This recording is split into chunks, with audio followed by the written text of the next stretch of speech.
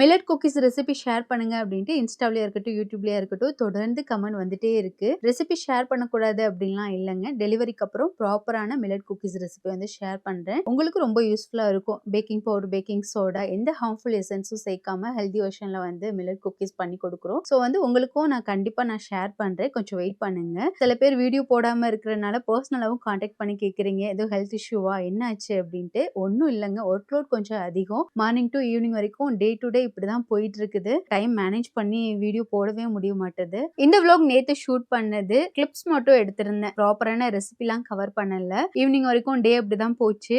ஈவினிங்க்கு அப்புறம் எனக்குமே கொஞ்சம் டயர்ட் ஆயிடுச்சு. கொஞ்சம் வாக்கிங் போயிட்டு வரலாம் அப்படின்ட்டு ஹஸ்பண்டை கூட்டிட்டு பக்கத்துல ஒரு கிரவுண்ட் இருந்தது. அங்கதான் போயிருந்தோம். ஹஸ்பண்டும் மாறனும் 2 பேரும் ஒர்க் அவுட் பண்ணிட்டு இருந்தாங்க. ஒரு 2, 3 ரவுண்ட் வந்து வாக்கிங் போயிட்டு வந்தேன். அதுக்கு மேல நடக்க முடியல. அப்படியே வந்து உட்காந்துட்டு அவங்க என்ன பண்றாங்க அப்படின்ட்டு பார்த்துட்டே இருந்தேன். ஸோ நேத்து டே இப்படிதான் போச்சு. நாளைக்கு இன்னும் உள்ள